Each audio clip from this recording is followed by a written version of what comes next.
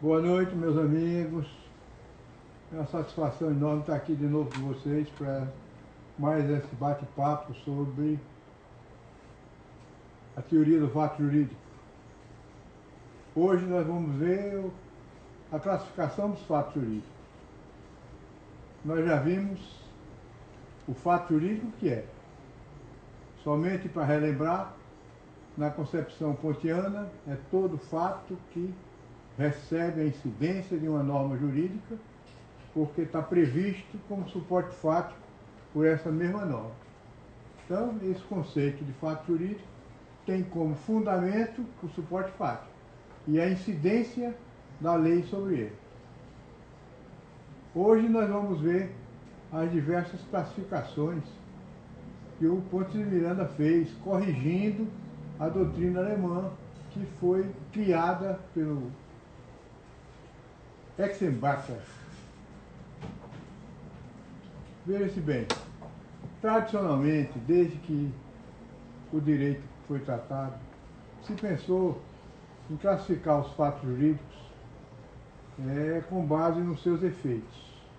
Então, o fato jurídico seria todo fato que criasse, modificasse ou extinguisse uma relação jurídica, qualificasse pessoas e coisas. E então essa classificação vem de priscas eras, desde que Savigny definiu o fato jurídico como aquele que cria, extingue ou modifica relação jurídica.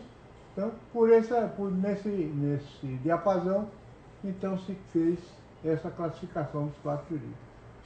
Mas como eu já me referi antes, essa classificação, como essa definição, são imprestáveis. Por quê?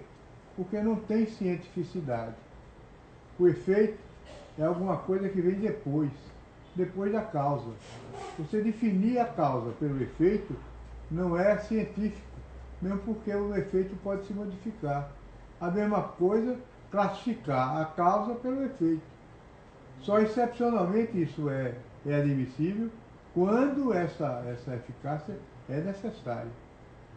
Mas no caso do fato jurídico, pode não haver eficácia, o fato jurídico pode não produzir efeito nenhum.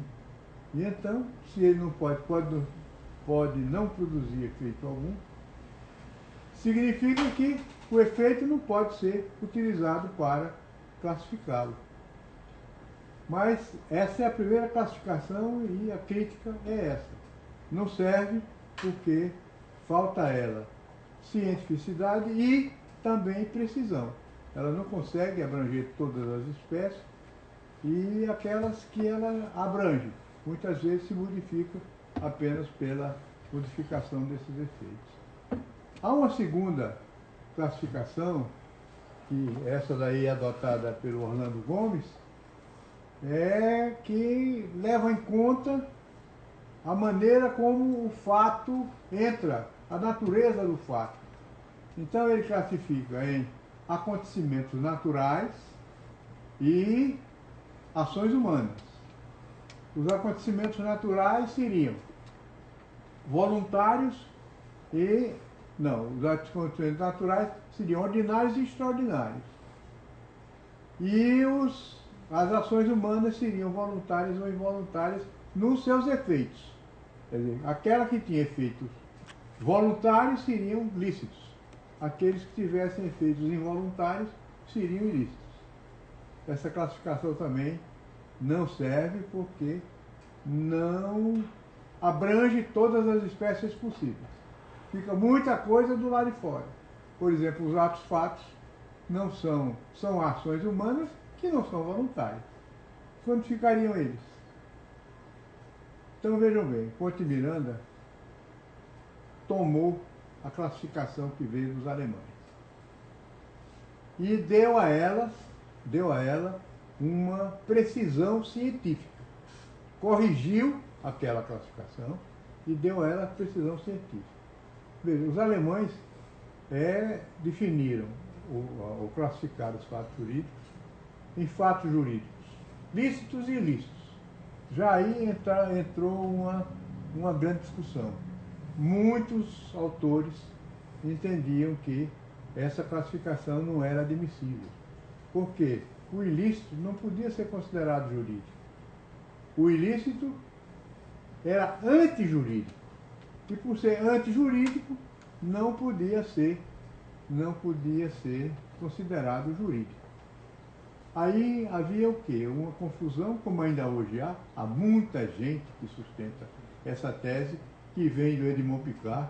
Eu já falei nesse autor que escreveu um livro, um belga, escreveu um livro no século XIX, intitulado O Direito Puro, que não tem nada a ver com a teoria do Hans Kelsen, e o Edmond Picard, ele dizia que só é jurídico aquilo que é jurígeno pela vontade da pessoa. Então, como o fato ilícito, o ato ilícito tem efeitos involuntários, porque você não jamais que você pratica um crime ou pratica uma ilicitude, não vai querer responder por ela, você responde contra a sua vontade. Então, por isso, esses não seriam jurídicos. É verdade que uma boa parte da melhor doutrina sustenta que ilícito é jurídico. Por quê? Segundo a visão kantiana, porque ele entra no mundo do direito. Entrou no mundo do direito, seja lícito ou seja ilícito, tenha efeitos obrigatórios ou efeitos voluntários, isso não importa. Seja como for, ele é um fato jurídico. A licitude é confundida por esses que defendem que não é possível haver um fato jurídico ilícito, confunde com a contrariedade a direito e com a juridicidade. Licitude não tem nada a ver com juridicidade. A juridicidade é estar no mundo do direito. E a ilicitude lá está. Se esses efeitos que ela produz são voluntários ou involuntários, não importa. Porque mesmo os fatos jurídicos lícitos produzem efeitos involuntários. Os efeitos são os que estão definidos na lei. Você pode pretender uma determinada coisa e ter mais ou ter menos, de acordo com o que a lei estabelece. Não há uma relação entre a vontade e a eficácia. Esse é um grande defeito dessas doutrinas que confundem e que defendem as classificações e as definições segundo os efeitos. Então, a primeira classificação é essa. Fatos. Em verdade, a classificação deveria ser fatos segundo o direito, conforme o direito, e fatos contrários ao direito. Porque não é a mesma coisa o contrário ao direito e o ilícito. O ilícito é mais restrito do que o contrário ao direito. Há fatos contrários ao direito que não são ilícitos. Por exemplo, o ato que você pratica em estado de necessidade. Você viola a esfera jurídica da outra pessoa. Isso é contrário ao direito. O direito diz que as esferas jurídicas são intangíveis por terceiros, se não autorizados por leis. Ou pelo próprio autor, pelo próprio titular da esfera jurídica. Mas, se você praticou aquele ato, invadiu a esfera jurídica de alguém, em estado de necessidade, embora seja contrário ao direito, este fato não é ilícito. Então, vejam bem, licitude não tem nada a ver com juridicidade, nem ilicitude, tampouco com antijuridicidade. Jurídico, bote isso na cabeça, esse é o conceito kantiano e é um conceito absoluto. Jurídico é o que está no mundo do direito. Bom, então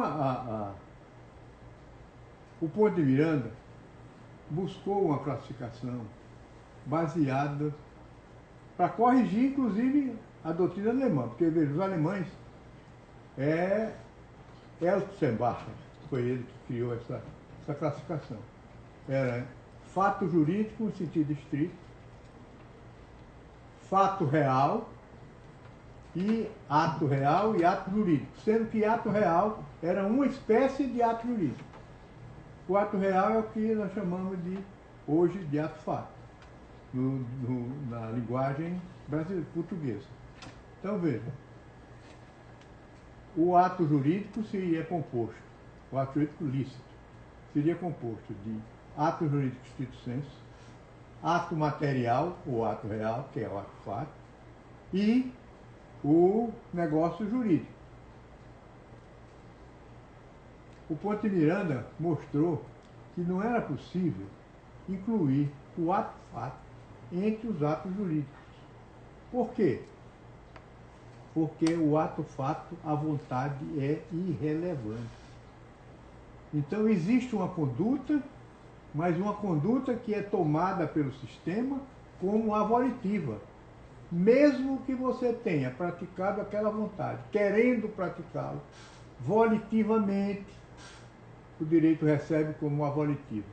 Para ele, vontade aí não existe. Existe mera conduta. Então, Ponte corrigiu aí a classificação alemã. E outra coisa, o Ponte Miranda, ele inclui entre os atos ilícitos os atos ilícitos entre os lícitos.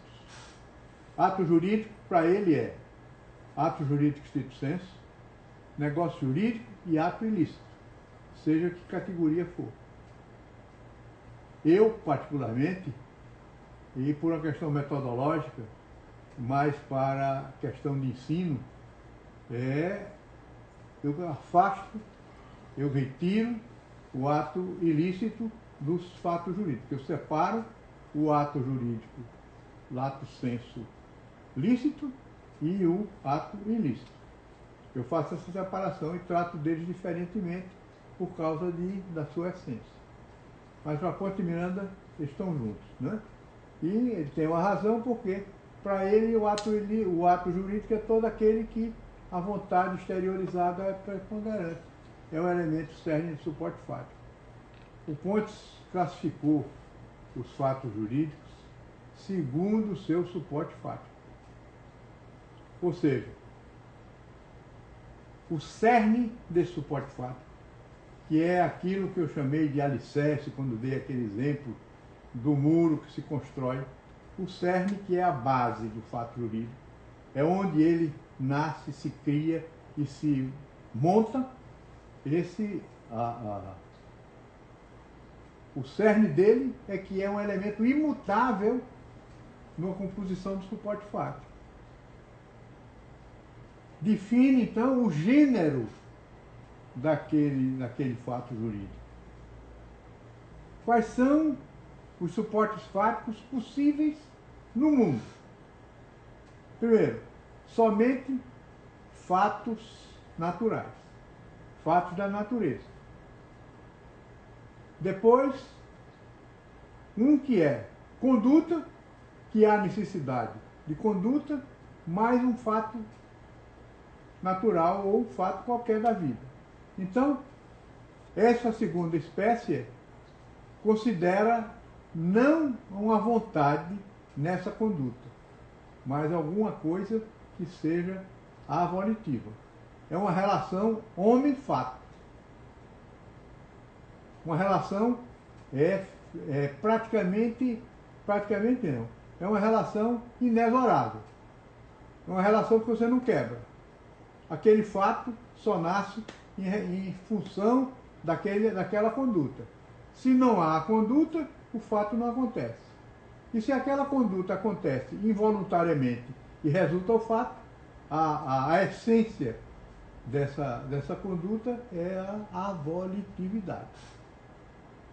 Então, é a segunda possibilidade de suporte fático.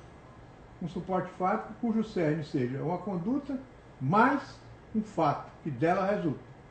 Um fato inexorável, quer dizer, um fato que você não pode remover. Irremovível. Você não pode apagar. Terceira categoria, esse é o grande problema da conceituação do ato-fato, que é muito maltratado. ninguém falava nisso. Quando se começou a falar, ninguém se aprofundou, ou pouca gente se aprofundou para realmente ter uma ideia exata do que seja o ato-fato. E então aparecem várias concepções que não se coadunam com a conceituação pontiana de ato-fato jurídico. E a terceira hipótese, de suporte fático, de cerne de suporte fático, é a vontade. Vontade consciente, exteriorizada conscientemente. Então, são três possibilidades, mais não existe. Só existem essas três. Essas três esgotam todas as possibilidades de suportes fáticos. Todas. Então, o resultado.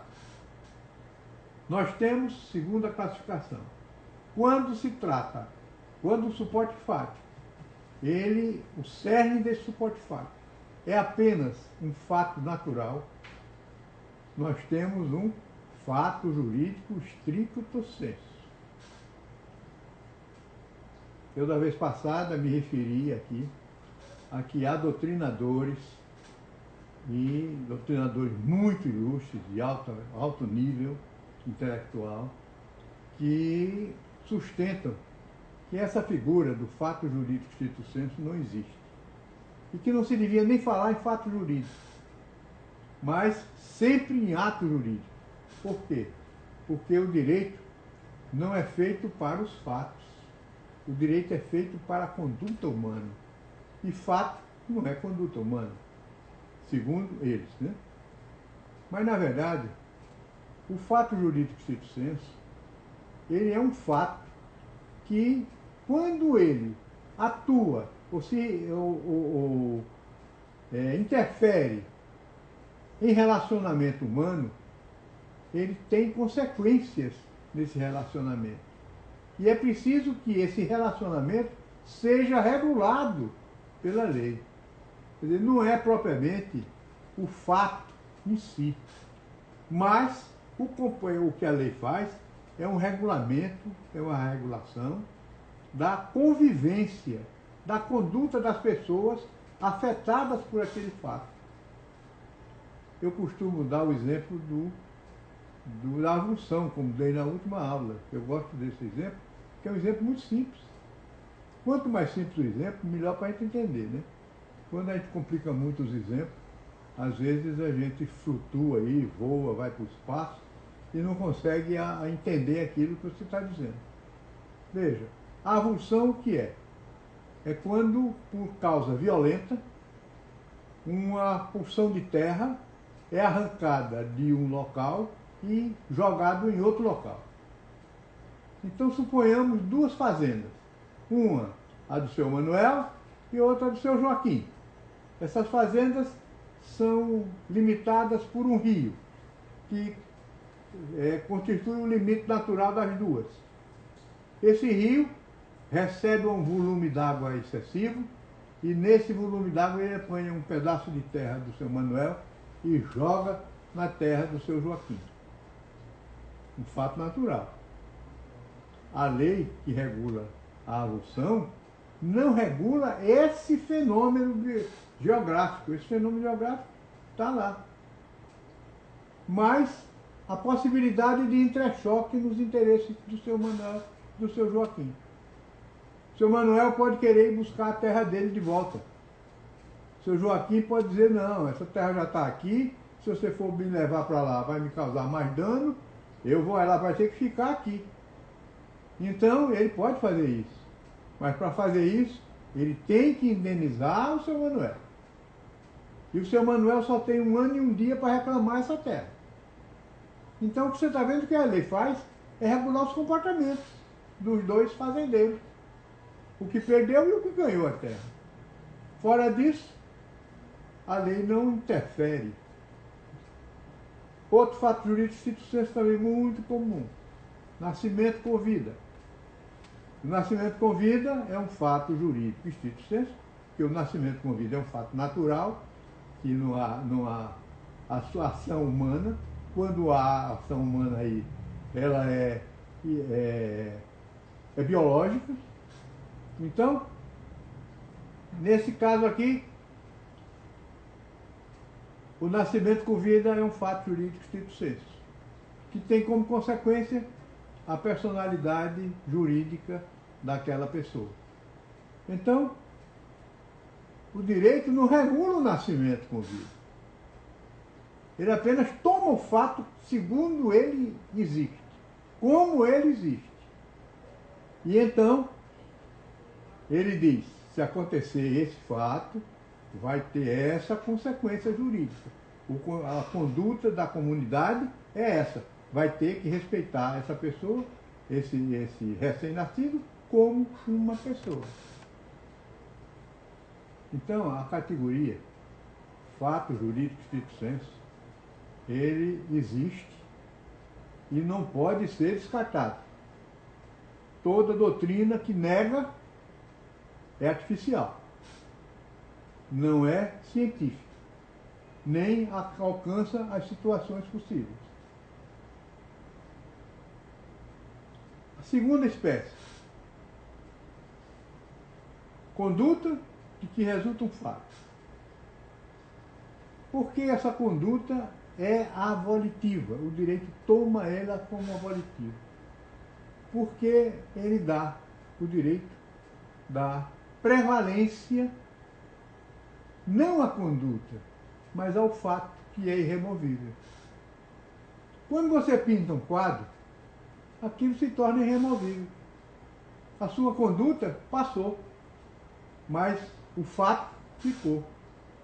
Quando você manda cavar uma cacimba no fundo da sua casa, e quando começam a cavar encontram uma botija, um tesouro.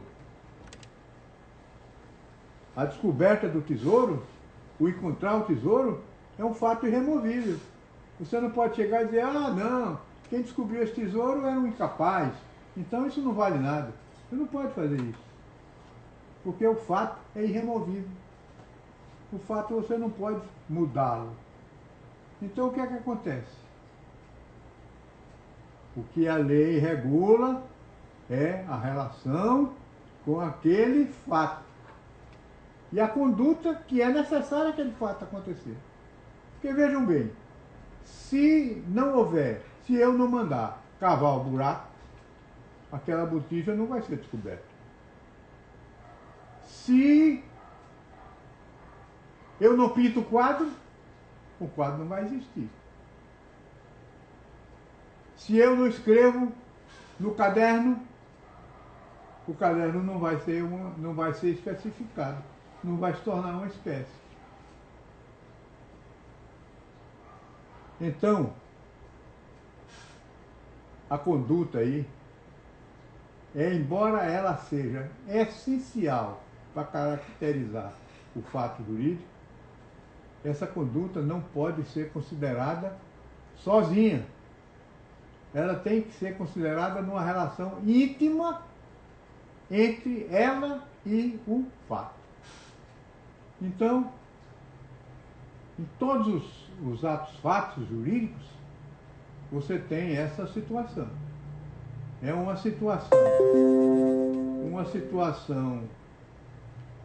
conduta de que resulta uma situação fática irremovível. Esse é o ato fático. A prescrição, por exemplo, a decadência, é um decurso do tempo mais a omissão. Não interessa se a omissão do titular do direito foi voluntária ou não. Ele pode nem saber que o tempo está passando, nem saber que prazo ele tem para exercer o direito. Se acontecer não exercer o direito, dentro daquele tempo, se tem a prescrição. A mesma coisa na uso capião. A vontade é irrelevante. Então, nessas espécies, a vontade, a conduta é avolitiva, porque o que importa é a irremovibilidade do fato. Você pode até desprezar o fato, mas ele aconteceu e ninguém pode dizer que não. Entendido? Terceira situação é o ato jurídico lato sensu. O ato jurídico lato sensu é constituído, o seu suporte fático, por uma exteriorização de vontade consciente destinada a um resultado juridicamente protegido ou não proibido pela lei. Então você vê uma coisa. Primeiro, uma vontade exteriorizada. Há duas maneiras de você exteriorizar a vontade. Você pode exteriorizar declarando ou exteriorizar manifestando. Manifesta-se a vontade quando apenas nós damos a demonstração de que queremos alguma coisa. Nós declaramos, a declaração é uma exteriorização qualificada da vontade. É quando eu declaro, eu quero isso, eu fiz assim, eu quero dessa maneira. Então essa vontade, essa exteriorização de vontade, o ser declarada ou ser manifestada, não importa, porque só interessa isso se a lei determina. Se a lei exige uma declaração, a exteriorização de vontade só é suporte fático do ato jurídico se houver declaração. Se a lei não exige declaração, ele pode ser por mera manifestação. Mas essa vontade tem que ser exteriorizada. Exteriorizada quer dizer passível de entendimento, de percepção por todos, por quem entra em contato com aquela vontade. Então essa é a primeira característica do suporte fático de um ato jurídico lato sensu. Segunda característica, que a vontade seja consciente. Então você me dirá, e o que é essa consciência da vontade? É possível você exteriorizar uma vontade inconscientemente? Essa consciência da vontade, essa vontade que você se manifesta, é a vontade fática de se manifestar. Quando eu entro num táxi, por exemplo, eu entro para ser transportado. Não é verdade?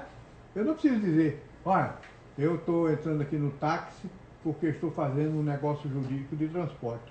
Eu não preciso dizer isso. Mas aquele meu comportamento é um comportamento de quem quer ser transportado. Portanto, de fazer um contrato de transporte. Se eu compro um ticket para um cinema, eu não preciso dizer que estou ali para fazer um contrato de exibição. Não preciso fazer isso. O meu comportamento já demonstra isso. Eu não preciso, então, estar especificando por quê. Mas aquela minha conduta fática, aquela minha conduta, era isso que eu queria dizer. Era isso que eu queria fazer. Não preciso pensar nem dizer que quero fazer um negócio jurídico. Então a primeira coisa é essa. A consciência da vontade é a consciência da vontade como faticamente você expôs. Eu vou dar um exemplo a vocês. Uma pessoa que chega numa cidade onde há o costume de leilões, de obras de arte, essa coisa toda, ele entra, ele chega nessa cidade à procura de um amigo. E aí chega na casa do amigo e diz, ó, ele foi para um leilão de arte, ele está lá no leilão de arte. E você se encaminha para o leilão de arte, não tem nem interesse em comprar nada. Aí você entra na sala do leilão e o leiloeiro está encerrando um quadro, Leonardo da Vinci. E aí aquele quadro está avaliado em 2 bilhões, 2 milhões, quanto for lá. Então você entrando, faz assim com a mão. E acenar a mão naquela cidade é dar um lance no leilão. Você acenou para o seu amigo, quando você viu o seu amigo lá, você aí, ó. E aí o leiloeiro de lá diz assim, aquele cavaleiro ali deu o lance. Digo, epa, não tenho nada com isso, meu filho. Eu estou cumprimentando ali o meu amigo.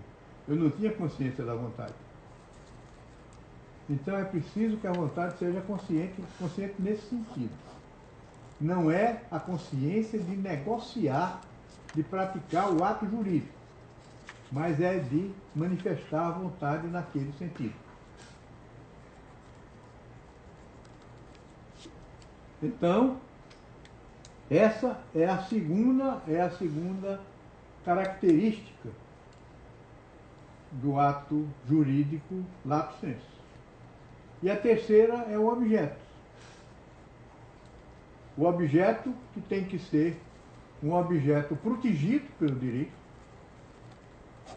ou não proibido.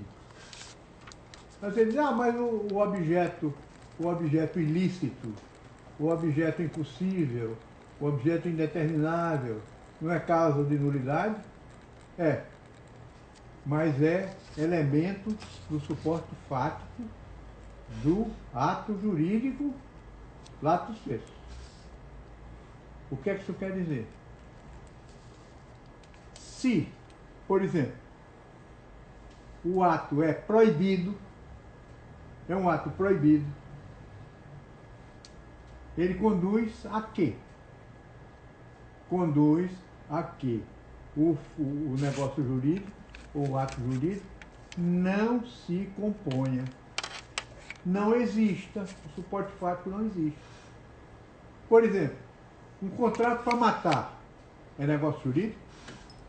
Não. Um contrato para você vender joia é um negócio jurídico? Não. É um ato ilícito? É. Mas não um negócio jurídico. É preciso que aquele objeto do negócio jurídico seja protegido pela lei. E isso está na própria essência do direito, que é a distribuição dos bens da vida. Então, aquilo que é contrário a essa distribuição dos bens da vida, legitimamente, é proibido pelo direito. Uma observação que eu queria fazer, ainda voltando à questão da consciência, é quando você manifesta vontades contrárias no mesmo negócio ou em negócios diferentes. Você diz sim numa cláusula e diz não em outra cláusula. E essas duas coisas se conflitam. O que é que acontece? Se for uma mera cláusula contratual, uma mera cláusula negocial, elas se anulam. Esse é o princípio de matemática. Sinais diferentes se anulam. Mas se elas são em negócios jurídicos diferentes, mas sobre o mesmo objeto, esses negócios jurídicos são inexistentes. Por quê? Não há a consciência da vontade. Vejam, lembre-se bem disso. Isso é um negócio muito, muito, muito interessante. Há meses atrás, eu dei um parecer exatamente sobre isso. Uma pessoa que manifestou uma vontade e no mesmo dia manifestou outra vontade em documentos hábeis, todos dois, mas conflitantes. Um dizia sim e o outro dizia não. E então, queriam impor uma das vontades, e a uma delas. E eu dei um parecer mostrando que aqueles negócios eram negócios inexistentes. Aqueles negócios nunca se compuseram exatamente por quê? não houve a consciência da vontade. Esses aí são os fatos jurídicos lícitos. Os ilícitos. Primeiro, você diz, mas ilicitude é elemento de suporte fático? É. Ela é cerne da contrariedade do direito, é a ilicitude. É a contrariedade a direito. Então, a ilicitude, os fatos jurídicos, lato sensu, ilícitos, eles são iguais aos lícitos. Então, quer dizer, existe primeiro o fato jurídico stricto sensu ilícito. Aí vem logo com aquela história. É um absurdo. Como é que um fato da natureza é ilícito? O fato da natureza é ilícito quando ele está ligado a alguém e atinge a esfera jurídica de outrem. Por exemplo, eu tenho um armazém em que eu alugo para guardar mercadorias e recebo 10 mil sacos de açúcar. Uma coisa imprevisível, uma inundação, por exemplo, um caso fortuito, a água que nunca aconteceu, rompeu um dique e entrou no armazém e melou os 10 mil sacos de açúcar. Isso é um fato jurídico stricto sensu ilícito. Se aquela pessoa estiver em mora, ele vai responder. Vai ter que responder pela coisa. Se houver qualquer responsabilidade da parte dele, ele vai responder. Então está ligado a alguém e é um fato natural. Minhas ovelhas rompem a cerca do meu vizinho e destroem a plantação dele. Eu respondo? Isso é um fato da natureza? Foi um animal que fez? Respondo. Porque isso também é um caso fortuito. Se eu não tive, eu que sou dono dos animais, não tive culpa nenhuma nisso, mas o fato jurídico stricto sensu vai acontecer. Então, o fato jurídico stricto sensu, ele não é em si ilícito, mas pelas circunstâncias ele causa danos e toda interferência na esfera jurídica de outrem, sem autorização do seu titular, nem autorização legal, é uma ilicitude. Há o princípio da intangibilidade das esferas jurídicas, ou incolumidade das esferas jurídicas. Ninguém pode intervir na esfera jurídica de outrem sem autorização do titular ou da lei. E essas são circunstâncias que fazem com que o fato jurídico, o fato natural, tenha conotação ilícita. Segunda categoria, o ato-fato ilícito. Conduta avolitiva ilícita. Isso aí é outra que você... mas como é que é ilícito se não tem vontade nenhuma? Tem muita gente que acha que ilícito só é ato. Só é ato contrário a direito. Mas não. Por exemplo, eu tomo posse ilegalmente. A tomada de posse é um ato-fato. A tomada de posse não precisa ter vontade. A violação da posse de outro dois fazendeiros que têm uma mata comum. A divisa das duas propriedades é por dentro da mata. E um dos proprietários precisa de madeira para construir, por exemplo, uma casa. E entra na mata e começa a tirar madeira de primeira que ele que precisa para a casa dele. E nessa procura das árvores, ele entra na propriedade do vizinho, nem sem saber que está entrando na propriedade do vizinho. E lá ele derruba várias árvores. Ele turbou a posse do vizinho, sem saber. Isso é o quê? Um ato, fato ilícito.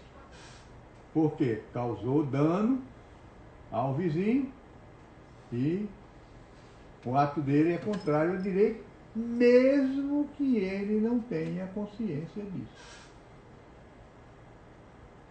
A conduta no ato fato, ponham isso, é sempre avolitiva. Toda vez que a lei estabelece como requisito de um suporte fático uma intenção, uma vontade qualquer, ele está criando um ato jurídico lato sensu. Não se pode simplesmente descartar a vontade. Esse é um probleminha, por exemplo, na união estável. E quando a gente estudar melhor o negócio jurídico, a gente pode ver isso. E muita gente acha que a união estável é um ato fato. Mas eu vou demonstrar que não é um ato fato, mas é um negócio jurídico. Mas isso é uma coisa que a gente tem que fazer com vagar. Talvez a gente tenha que fazer até uma apresentação só sobre isso. Então, o ato fato jurídico, ilícito, jurídico não, ilícito, acarreta o quê? O dever de indenizar. A última espécie, a espécie mais importante que existe dos ilícitos, é precisamente o ato ilícito. Vejam bem, dentre os ilícitos não há negócio jurídico. Porque não há negócio jurídico proibido. Todo objeto que seja proibido não pode ser objeto de negócio. O negócio é inexistente. Não há negócio, como é melhor dizendo. E então,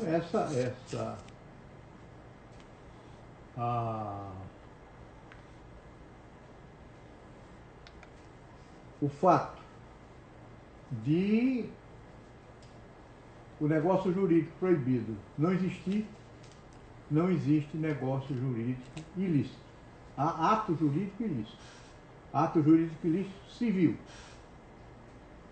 Então, o ato jurídico ilícito civil, ele é uma espécie dos atos.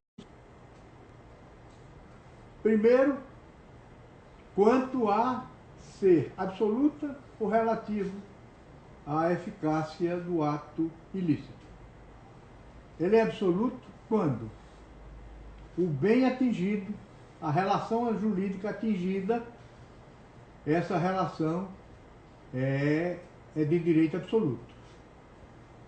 Por exemplo, se eu causo dano à propriedade, esse dano à propriedade, que seja ato, e não ato fato, que seja ato, esse aí é um ato ilícito absoluto. Por exemplo, eu paro meu carro na rua. Aí vem um camarada qualquer, para atrás de mim, pega o freio e bate no meu carro. Machucou o meu carro. Houve o quê? Um ato ilícito absoluto. Porque a relação jurídica atingida foi uma relação jurídica de propriedade. E a relação jurídica de propriedade é uma relação jurídica de direito absoluto. Sempre que o direito atingido pela ilicitude é um direito absoluto, nós temos um ato ilícito absoluto. Sempre que a relação jurídica atingida é uma relação jurídica de direito relativo, em que as duas pessoas são conhecidas, o sujeito ativo e o sujeito passivo são identificados, são determinados. Essa é uma relação jurídica de direito relativo. A relação jurídica de direito absoluto, um dos termos é o alter, é qualquer um, por isso ela é de direito absoluto.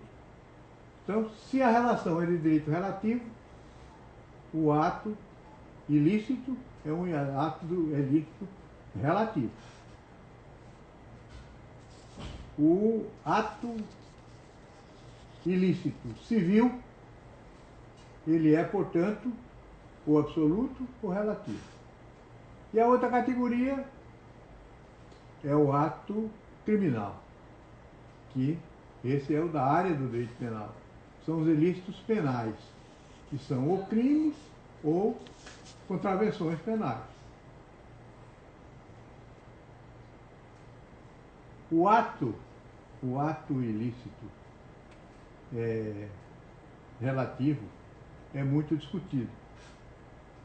Há autores, como Orlando Gomes, por exemplo, que nega possa se considerar um ato ilícito o ato ilícito relativo. Por exemplo, Amora, eu devo ao banco, não paguei ao banco. Se eu não paguei ao banco, eu cometi um ilícito contra o banco. É relativo por quê? Só quem pode produzir sou eu e só quem pode ser a vítima é ele. Não é uma que eu possa fazer com todo mundo, com qualquer um. Então, para Orlando Gomes, isso não é possível em razão da definição de ato ilícito que está no Código Civil.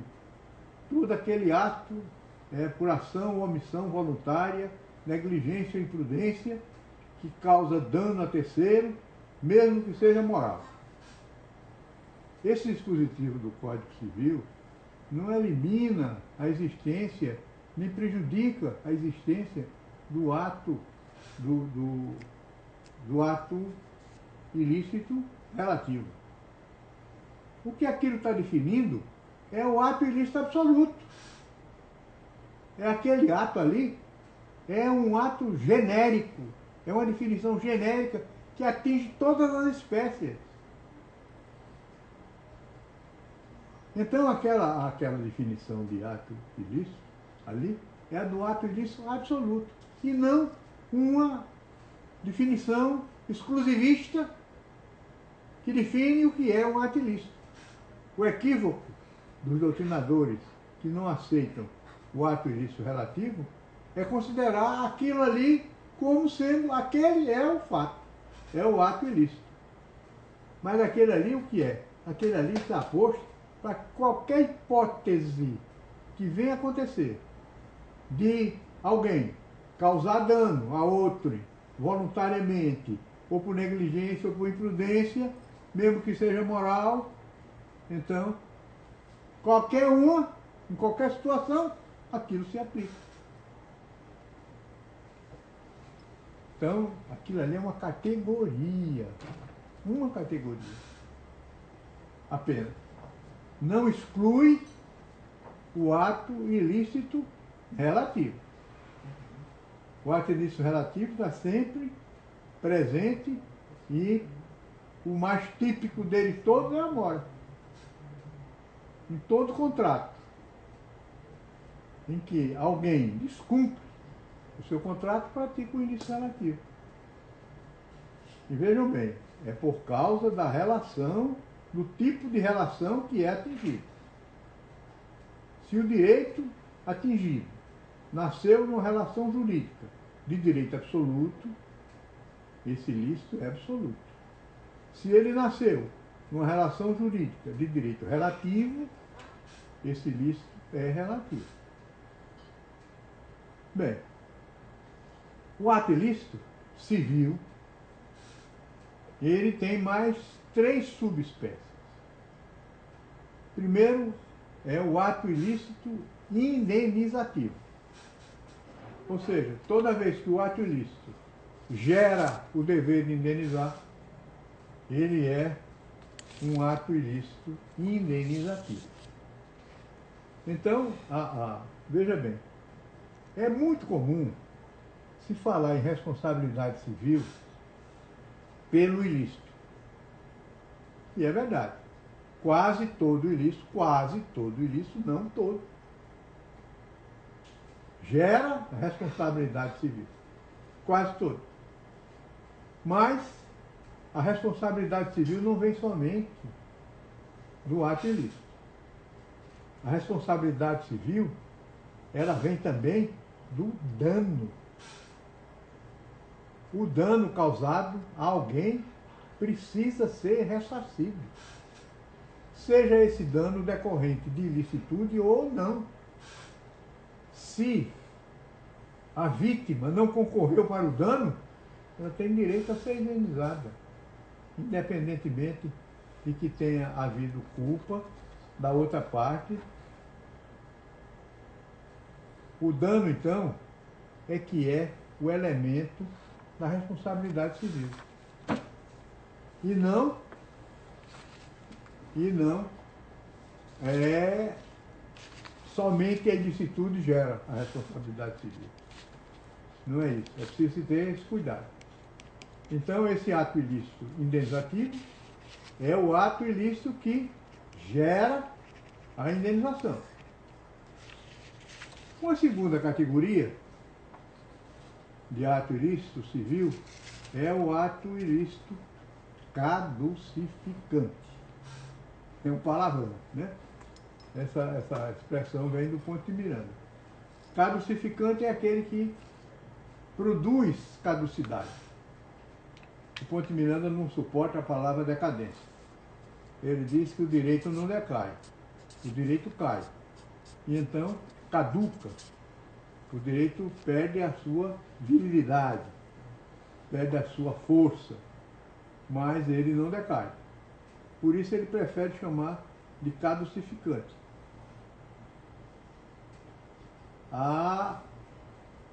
O ato ilícito caducificante é aquele que tem por eficácia a perda ou a suspensão de um direito. Veja, a caducidade tem a caducidade por tempo de tempo, omissão e tempo, por ato, fato lícito, que é a decadência, ou a caducidade por decurso de tempo. Aqui é a caducidade como sanção. Lá não precisa haver culpa de ninguém. Aqui é uma sanção. Uma sanção que pune alguém por algum ato e pune esse alguém pela perda do direito. Então vejam bem, o pai que castiga imoderadamente o filho, ele pode perder o poder parental. Isso que é uma caducidade. O funcionário público que é corrupto ou age com concussão ou qualquer outro crime contra a administração pública, que ele perde o cargo, é demitido, isso é um ato ilícito caducificante. Se ele é suspenso dos direitos, ele é também um ato caducificante. O presidente da República que sofre impeachment, ele tem 8 anos de direitos políticos suspensos. Por quê? Porque aí existe um ato ilícito caducificante. Então a caducidade pode ser por decurso de tempo só, sem culpa, sem ser penalidade. E a caducidade como penalidade por isso. E terceiro é o ato ilícito invalidante. O invalidante é aquele que tem como consequência a nulidade ou a anulabilidade de um ato jurídico qualquer. Na verdade, a nulidade é uma sanção que se impõe aos atos jurídicos em geral. Então essa é a classificação pontiana dos fatos jurídicos. Exauriente, abrange todas as espécies possíveis e, portanto, completa e cientificamente elaborada. Bom, nós estamos chegando aqui já ao final e recebi aqui algumas perguntas. Eu vou tentar responder rapidamente, senão eu respondo pelo e-mail.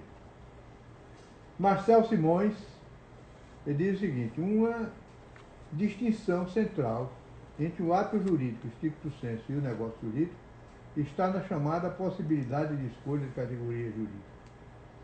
O que é categoria jurídica e como se dá essa escolha? Bem, repare, não é bem a possibilidade de escolha, é o poder de autorregramento da vontade. É você poder autorregrar a sua vontade. Dentro desse poder de autorregramento está o poder de escolha. Eu posso, por exemplo, querer me desfazer de um bem, eu posso querer vender, doar, abandonar, trocar. Quando há várias categorias que estão à sua disposição, você escolhe uma delas. Por exemplo, eu posso escolher entre casar ou estabelecer uma união estável. É isso aí que é a escolha. A categoria jurídica são as diversas espécies jurídicas postas à disposição das pessoas. Mas além disso, nesse poder de autorregramento da vontade, está aquele de escolha da categoria eficacial, ou seja, de regular a estrutura da sua relação jurídica. Quais são os seus direitos, quais são os seus deveres, até onde vai esse direito, até onde fica esse dever. Então, essas duas coisas é que caracterizam o negócio jurídico, porque existe no negócio jurídico e não existe no ato jurídico stricto sensu. Vocês vão me desculpar, mas está chegando aqui no fim. Eu depois respondo essas questões.